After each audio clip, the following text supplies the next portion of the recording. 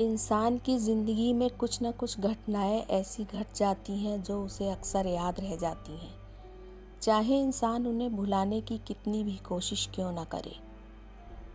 कभी कभी कोई घटना इतनी खौफनाक और अजीब होती है कि वो उसे ताउम्र भूल नहीं पाता। तो आज मैं ऐसी ही एक घटना जो प्रकाश के साथ घटी थी आपको आज मैं सुनाने वाली हूँ। तो आइए चलिए कहानी की तरफ मुड़ते हैं। बात अब से 15 साल पुरानी थी। तब प्रकाश 25 साल का नौजवान था। वो मुगल सराय जंक्शन के प्लेटफॉर्म पर अपनी गाड़ी, जिसमें बैठकर उसे अपने घर दुर्गापुर जाना था, इंतज़ार कर रहा था। ट्रेन 15-20 मिनट लेट थी। रेलवे प्लेटफॉर्म पर बहुत ज़्यादा भीड़ नहीं थी। कम सवारियां ही इधर उधर मूवमेंट कर रही थी। प्रकाश मुगल सराय में नौकरी के सिलसिले में इंटरव्यू देने आया था। आज वो इंटरव्यू देकर वापस जा रहा था। प्रकाश बेंच पर बैठे ट्रेन का इंतज़ार करता है। करीब 8:30 बजे उसकी गाड़ी प्लेटफॉर्म पर आ जाती है।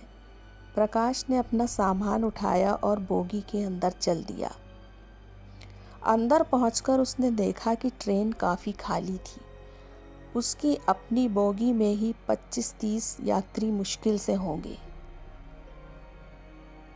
हो सकता है बहुत से यात्री बीच बीच में पड़ने वाले अपने स्टेशन पर उतर गए होंगे। खैर, प्रकाश अपनी सीट पर आकर बैठ जाता है। उसने चारों तरफ देखा, फिर उसने अपनी सामने की सीट पर देखा जहां उसे एक शख्स नजर आया। वो सामने की ही सीट पर बैठा हुआ था। शायद वो पिछले किसी स्टेशन से आ रहा था। प्रकाश ने मुगल सराय में ही खाना खा लिया था, क्योंकि उस समय उसे तेज भूख लगी थी और वो अब आराम करना चाहता था। ट्रेन इतनी खाली देखकर उसे बड़ा अच्छा लगा। सोचा कि आराम से बिना शोर शराबे के सफ़र कट जाएगा। सामने बैठा हुआ शख्स लगातार ऊँघ रहा था। अब ट्रेन चल पड़ी। प्रकाश ने अपने बैग से एक नॉवेल निकाला और उसे खोलकर पढ़ने लगा। ऐसे ही 1 घंटा कैसे बीत गया पता ही नहीं चला। सामने वाला शख्स जाग चुका था और वो बीच बीच में प्रकाश को देख लेता था। प्रकाश की भी नज़रें उससे एक आध बार टकराईं। अब उसने प्रकाश से पूछा, आपको कहाँ जाना है? प्रकाश ने बताया कि उसे दुर्गापुर जाना है। फिर उसने अपने बारे में बताया कि उसे हावड़ा जंक्शन तक जाना है, जो दुर्गापुर के एक स्टेशन के बाद ही आ जाता है। थोड़ी देर तक दोनों इधर उधर की बातें करते हैं। उस आदमी ने बताया कि उसके पिछले डिब्बे में उसका एक दोस्त बैठा है, जिससे मिलने बीच बीच में वो जाता रहता है। और अब वो उठ खड़ा हुआ और प्रकाश से बोला कि मैं दोस्त के पास जा रहा हूँ और अभी थोड़ी देर में ही मैं वापस आ जाऊँगा। ये कह के वो डिब्बे से चला गया। प्रकाश अब आराम से लेटकर नॉवल पढ़ने में व्यस्त हो गया। नॉवल पढ़ते पढ़ते कब 11 बज गए पता ही नहीं चला। वैसे प्रकाश की एक आदत थी कि उसे बस या ट्रेन में नींद नहीं आती थी। वो कई बार सोने की कोशिश भी करता, पर कुछ ही मिनटों की झपकी के बाद अक्सर उसकी नींद टूट जाया करती। और आज भी कुछ लग रहा है ऐसा ही होने वाला था। अब उसने नॉवेल को बंद किया और आंखें बंद करके सोने की कोशिश करने लगा। सामने वाला शख्स अभी तक नहीं आया था। हाँ, उसका सामान ज़रूर सीट के नीचे रखा हुआ था। शायद उसका सामान काफ़ी ज़्यादा था, क्योंकि जहाँ वो बैठा था उसी की सीट में पूरी सीट के बराबर की लंबाई में वो सामान रखा हुआ था और उस पर एक सफ़ेद चादर ढक दी गई थी। इस समय गाड़ी अपनी पूरी रफ्तार में थी। कभी कभी बीच में कोई छोटा मोटा स्टेशन आ जाता तो गाड़ी की स्पीड या तो कम हो जाती या कुछ 1 मिनट के लिए गाड़ी रुक भी जाती थी। प्रकाश के अगल बगल कोई भी यात्री नहीं था। वो आसपास अगली पिछली सीट में एक दो सवारियां थी, वो भी शायद सो चुकी थी, क्योंकि उसने देखा सबकी लाइटें बुझी हुई थी और चारों तरफ अंधेरा था। उसने भी आंख बंद करके सोने की कोशिश की। अब उसे हल्की नींद तो आ रही थी, लेकिन फिर उसने सोचा कि लाइट बंद कर दूंगा तो शायद फिर हो सकता है अच्छी नींद आ जाए। अब प्रकाश ने लाइट बंद कर दी और सोने की कोशिश करने लगा। गाड़ी में अंधेरा था, सिर्फ ट्रेन की आवाज़ सुनाई दे रही थी और कोई आसपास दिखाई नहीं दे रहा था। प्रकाश हल्की सी नींद में था और नींद में ही प्रकाश को लगा कि जैसे कोई उसकी चादर धीरे धीरे खींच रहा है, पर उसने ध्यान नहीं दिया। उसे लगा कि शायद ये वहम है उसका, लेकिन थोड़ी देर बीतने के बाद उसे अपने कान में फुसफुसाने की आवाज़ सुनाई दी, जैसे कोई उसकी कान में कुछ कहना चाह रहा हो। प्रकाश की आंख खुल गई, लेकिन वहाँ तो कोई भी नहीं था। दूर दूर तक कोई नहीं था, सब गहरी नींद में सोए हुए थे। तो ये क्या था, वो ये सोचने लगा, लेकिन उसकी समझ में नहीं आया। लेकिन फिर उसने सोचा कि हो सकता है शायद उसने जो हॉरर नॉवेल वो पढ़ रहा था उसका कुछ असर हो और उसे कुछ सपना आया हो और उसमें ये सब उसे महसूस हो रहा हो। अब उसे अजीब सी बेचैनी होने लगी। चारों तरफ बस खाली खालीपन सा था। प्रकाश ने सोचा कि ट्रेन में एक चक्कर लगा कर आता हूँ, शायद थोड़ा मन ठीक हो जाए, और सोचा कि दरवाजे पे खड़ा हो जाऊंगा तो ताज़ी हवा से शायद थोड़ा मन अच्छा हो जाए। अब वो अपनी सीट से उठ जाता है। उसने देखा कि सामने वाली सीट का वो शख्स अभी तक नहीं आया था। उसने सोचा कि शायद वो आदमी अपने दोस्त के पास गया होगा और उसको वहीं नींद आ गई होगी। अब प्रकाश ट्रेन के दरवाजे के पास आकर खड़ा हो गया। बाहर घुप अंधेरा था। ऐसी ही अवस्था में प्रकाश काफ़ी देर वहीं खड़ा रहा। उस समय 2 बजने वाले थे। ट्रेन की स्पीड कम हो रही थी, शायद कोई स्टेशन आने वाला लगता था। प्रकाश ने सोचा हो सकता है कोई स्टेशन आ रहा हो। थोड़ी देर में ही प्रकाश का अंदाज़ा सही निकला। अब धनबाद स्टेशन आ चुका था। थोड़ी देर ट्रेन वहाँ रुक जाती है। चूँकि प्रकाश की सीट आखिरी डिब्बे में थी, इसलिए उसका डिब्बा प्लेटफॉर्म पर ना होकर पटरियों पर ही रुक गया था, यानी प्लेटफॉर्म से थोड़ा सा बाहर गाड़ी रुक चुकी थी। प्रकाश ने सोचा कि नीचे उतरकर थोड़ी देर टहल लूं, क्योंकि अक्सर कई बार ऐसा होता है कि ट्रेन जो 1-2 मिनट रुकने के बाद काफ़ी देर वो रुक भी जाती है और वहीं खड़ी रहती है, तो अक्सर यात्री नीचे उतर के इधर उधर टहलने लगते हैं। प्रकाश ने भी ऐसा ही सोचा और वो गाड़ी से उतरकर स्टेशन के पास नीचे प्लेटफॉर्म पे उतर गया और वहीं पर वो टहलने लगा। स्टेशन बिल्कुल खाली पड़ा था, लेकिन दूर बेंच पर एक आदमी प्रकाश को दिखाई दिया, जिसने सर पर चादर ओढ़ रखी थी। कुछ ही देर में गाड़ी का हॉर्न बजता है और अचानक प्रकाश ने देखा कि वो आदमी उठ गया। प्रकाश भी अब गाड़ी की तरफ चलने लगा, क्योंकि गाड़ी का हॉर्न सुनने के बाद थोड़ा अलर्ट हो गया था। प्रकाश ने देखा कि वो आदमी उसकी तरफ आ रहा था। प्रकाश बार बार पीछे मुड़कर देखता जा रहा था कि वो आदमी उसका पीछा कर रहा है, पर उसे कुछ समझ में नहीं आ रहा था कि ये मेरा पीछा कर क्यों रहा है। अब प्रकाश ने अपनी चाल तेज करते हुए लगभग दौड़ते हुए ट्रेन के दरवाजे की तरफ कदम बढ़ा दिए। प्रकाश ने एक बार फिर पीछे मुड़कर देखा तो उसने जो देखा तो डर से उसने दौड़कर ट्रेन की तरफ एक छलांग लगाई।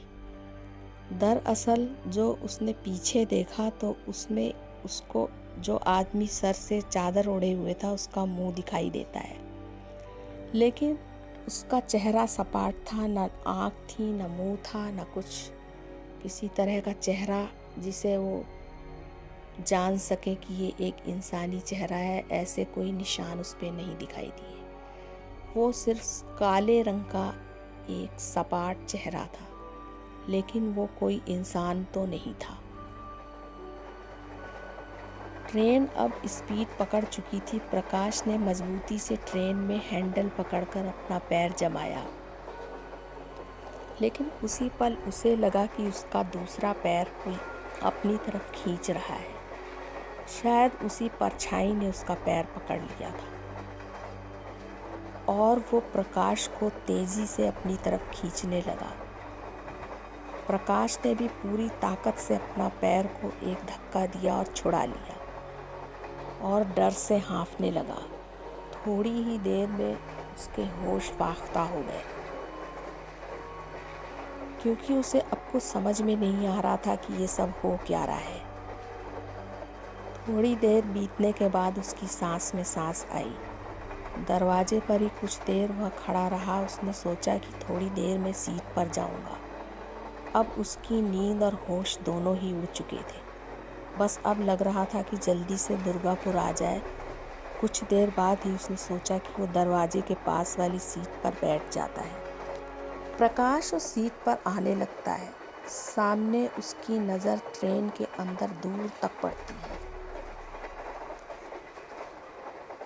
प्रकाश सामने देखता है तो जैसे उसे काटो तो खून नहीं। उसे सामने ही चादर ओढ़े वो परछाई दिखाई देती है, जो शायद बहुत धीरे धीरे लंगड़ाकर चलती हुई दिखाई दे रही थी। डर से प्रकाश वहीं सीट पर धम्म से बैठ जाता है। उसे लग रहा था शायद आज तो वो किसी भी हालत में बचेगा नहीं। ऐसे ही 10 मिनट बीत जाते हैं। उसी डिब्बे में जहाँ प्रकाश बैठा था, ऊपर एक यात्री जो सो रहा था वो धीरे से नीचे उतर आया। शायद उसका स्टेशन आने वाला था। इस समय सुबह के 4 बज रहे थे। आसनसोल स्टेशन आने वाला था। आधे घंटे में ही स्टेशन आ जाता है और वो यात्री नीचे उतर जाता है। इसी बीच जहाँ प्रकाश की पहले सीट थी, उसके सामने बैठने वाला शख्स उसे दिखाई देता है, जो वहीं से पास में गुजर रहा था। उसने प्रकाश को देखा और वो रुक गया। अब वो प्रकाश के सामने की सीट पर बैठ गया और उसने उससे कहा कि मैं तो आपको देख रहा था कि आप कहाँ चले गए। खैर, ट्रेन तो अब खाली ही जा रही है। कोई कहीं बैठ रहा है, कहीं लेट रहा है। खाली ट्रेन में अक्सर लोग ऐसे ही कर लेते हैं, अपनी सीट बदल लेते हैं। मैंने भी सोचा शायद आपने अपनी सीट बदल ली होगी, क्योंकि मैं खुद भी अगले डिब्बे में चला गया था। प्रकाश को ध्यान आता है कि दुर्गापुर स्टेशन तो अब आने वाला है। वैसे उसने अपना बैग अपने साथ ही रख रखा था, क्योंकि जब वो अपनी सीट से उठा था उस समय आसपास कोई नहीं था, तो उसने सोचा बैग को अपने साथ रखना ही मुनासिब होगा। वो आदमी थोड़ी देर तक बातचीत करता है, फिर वो बताता है कि उसका स्टेशन भी जल्दी ही आ जाएगा। दुर्गापुर आने में 10 मिनट ही रह गए थे। अब उस आदमी ने आगे जो कुछ बताया उसे सुनकर प्रकाश के पाँव के नीचे से ज़मीन खिसक गई। उसने बताया कि उसके साथ उसका ऑफिस का एक साथी भी आ रहा था और एक और दोस्त जो पिछले डिब्बे में बैठा हुआ है। ये तीनों ही एक साथ आ रहे थे और तीनों को ही हावड़ा जंक्शन पे जाना था। तो वो शख्स और उसके साथ वो आदमी, उसके साथ ही दोनों एक साथ एक सीट पे बैठे थे और दोस्त पिछले डिब्बे में बैठा हुआ था। अचानक ही उस आदमी के साथ बैठे हुए दूसरे यात्री की तबीयत खराब हो जाती है, जो उसका साथी था। तबीयत कुछ ही देर में इतनी ख़राब होती है कि उसका दिल का दौरा पड़ा और थोड़ी ही देर में उसकी ट्रेन में ही मौत हो गई। रेलवे वाले और पुलिस वाले आए और उन्होंने देखा। फिर रेलवे पुलिस ने कहा कि आप अपने साथ ही सीधे हावड़ा जंक्शन पे ले जाइए, क्योंकि ट्रेन वैसे भी पूरी एक तरह से खाली जा रही है, तो किसी को कोई डिस्टर्ब नहीं होगा और आप ले जाइए साथ में। फिर इसके बाद उन्होंने उस शख्स की सीट के नीचे ही डेड बॉडी को लिटा दिया और उसको चादर से अच्छी तरह लपेट के ढंग से ढक के रख दिया।